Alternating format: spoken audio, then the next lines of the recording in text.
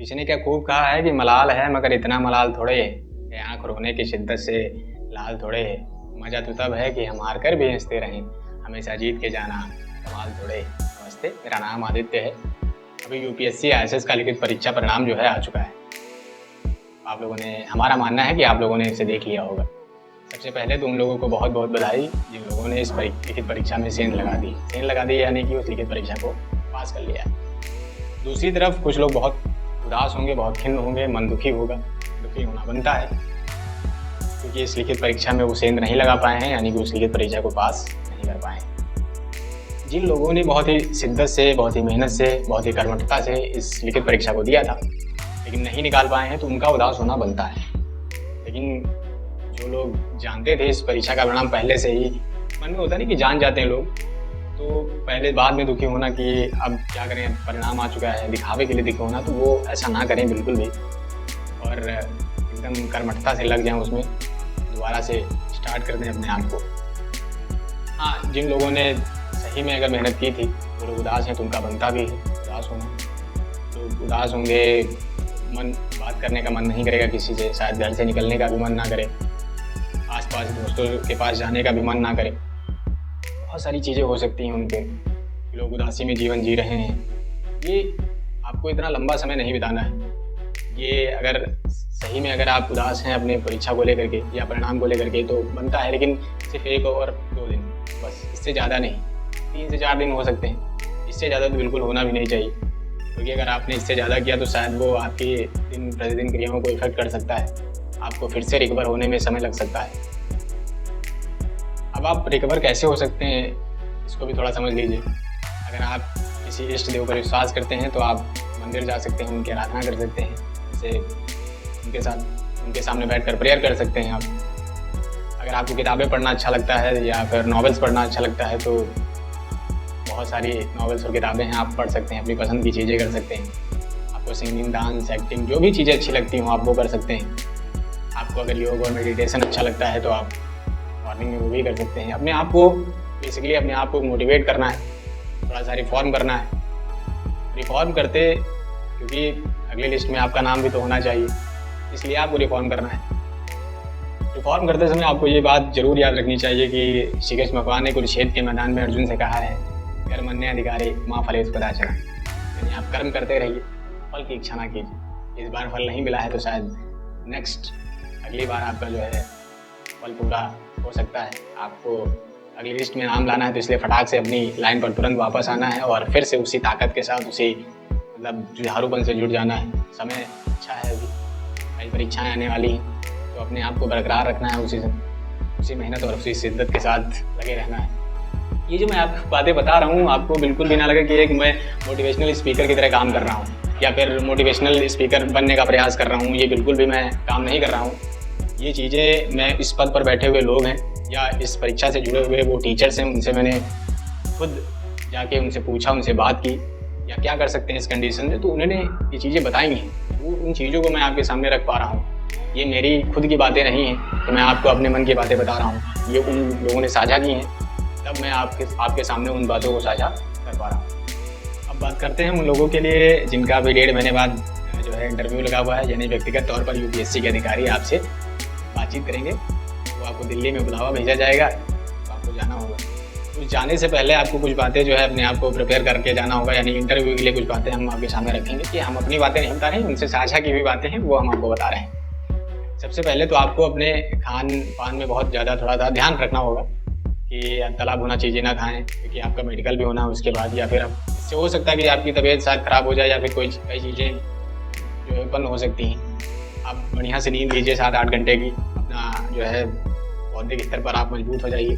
Meditation कर सकते हैं, आप योग कर सकते हैं।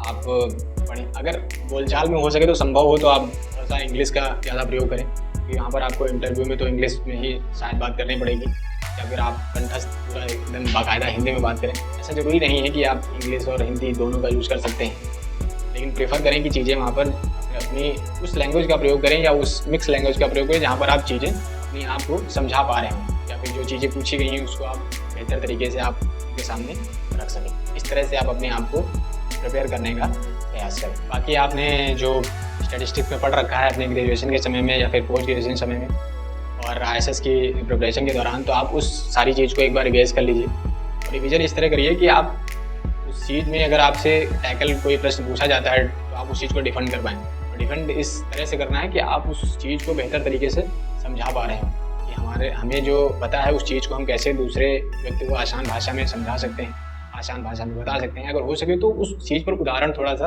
रख के चलिए कि 2-3 काउंटर अगर पूछे जाते हैं तो आप उसके उदाहरण के रूप में समझा पाएँ, या फिर वो खुद ही कह देंगे कि आप इस चीज़ को कैसे उदाहरण देंगे, या फिर आपको तुरंत सिचुएशन दी जाएगी कि आप इस प्रकार का है सिचुएशन तो इस प्रकार में कैसे करेंगे। थोड़ा सा काम हो गया, थोड़ा सा कूल हो के सोच के थोड़ा जवाब दीजिए। जरूरी नहीं कि आपसे उधर फेंका गया तो आपने इधर खत्म, ऐसा नहीं है कि आप थोड़ा सा रिलैक्स हो सकते हैं। काम मतलब अपने आप को थोड़ा धैर्य रख के ही जवाब दें ताकि आप बेहतर तरीके से अपने आप को वहाँ पर प्रेजेंट कर सकते हैं। हो सकता है आपने कई चीज़ें जो है सिलेबस के अनुसार में छोड़ दी हूँ, स्किप कर दी हूँ, लेकिन आप उस सिलेबस के उस सारी चीज़ों को कवर कर लीजिए।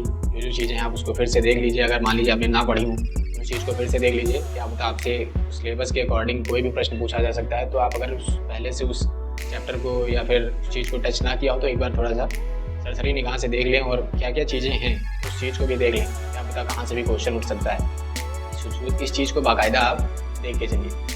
मैथमेटिक्स का थोड़ा कॉन्सेप्ट आप देख सकते हैं कि अगर क्योंकि स्टैट्स के बहुत सारी चीज़ें मैथमेटिक्स से कुछ ना कुछ रिलेटेड रहता है, या फिर कुछ चीज़ें आप मैथमेटिक्स से उठाते हैं तो उस चीज़ को भी थोड़ा देख लें कि क्या 12th और 10th लेवल की चीज़ें हैं, उसको भी आप पढ़ करके या फिर थोड़ा सा देख करके जा सकते हैं। क्योंकि आपसे क्या पता कौन सी चीज़ पूछ लें, वो आपको थोड़ा सा देख लेना है मैथमेटिक्स का पार्ट कि क्या चीज़ें हैं, वो आप देख के जा सकते हैं। इसके बाद आपका जो शहर है या फिर जहाँ से आप बिलोंग करते हैं, आपका विलेज कहाँ पे है, जहाँ से आपने एकेडमिक्स पूरी की है, उस चीज़ के बारे में आपको बहुत कायदे से पता होना चाहिए।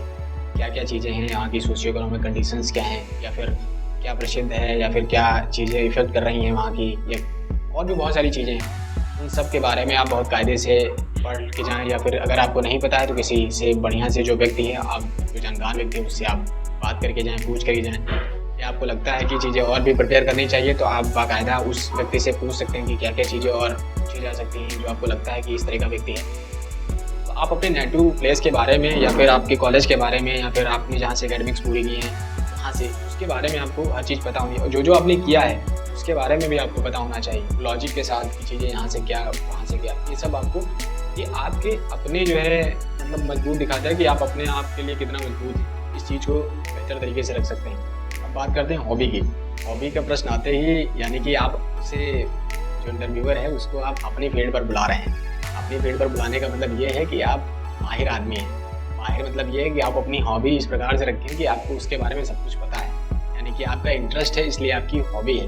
हॉबी का प्रश्न वो इसलिए पूछता है क्योंकि उनको पता है कि आप जो है लिखित परीक्षा पास करके आए हैं, उनको पता है कि आपको सब्जेक्ट नॉलेज ठीक ठाक है, लेकिन आपकी हॉबी आपकी पसंद की चीज़ है। तो आप हॉबी ऐसी भी होनी चाहिए कि जो रिलायबल हो और कॉन्स्ट्रक्टिव हो, उसको मतलब ठीक है रिलायबल लगनी चाहिए। वो आपने बता दिया कि हमको सिंगिंग करना अच्छा लगता है या डांसिंग अच्छा लगता है, आपको घुमा के दे दिया कि बताइए जिसका भी बताएंगे आपकी सबसे पहला सॉन्ग कौन सा था या फिर सबसे बेस्ट सॉन्ग कौन लगता है आपको, या फिर कई भी चीज़ें होती है। क्रिकेट आप मान लीजिए बताते हैं तो आपको क्रिकेट में भी बहुत सारी अथाह है उसमें, तो आप वो चीज़ चुनें जो आपको पसंद हो और उसके बारे में आप बेहतर तरीके से वहाँ पर रख सकें। ऐसा नहीं कि आप बता कुछ और दिए हैं और प्रश्न काउंटर पूछा जा रहा है तो आप उसको मतलब शून्य हो जाए वहाँ पर, तो ऐसा भी नहीं रखना है।